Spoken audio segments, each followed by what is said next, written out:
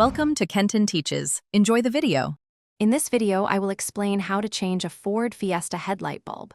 First, gather your tools. You'll need a flathead screwdriver, a new H7 headlight bulb, and some protective gloves. Before you begin, ensure your vehicle's engine is completely off and cool to the touch. Always wear gloves when handling the new bulb to avoid transferring oils from your skin, which can shorten its lifespan. This preparation ensures a safe and effective replacement. Now, let's access the headlight unit. Open your hood and locate the two retaining bolts positioned on top of the headlight assembly. Use your flathead screwdriver to carefully loosen and remove these bolts. Once the bolts are out, gently pull the entire headlight unit forward.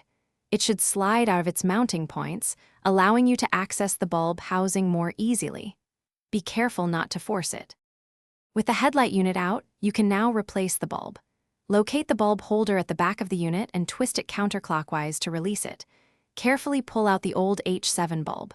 Remember, when inserting the new H7 bulb, do not touch the glass with your bare hands.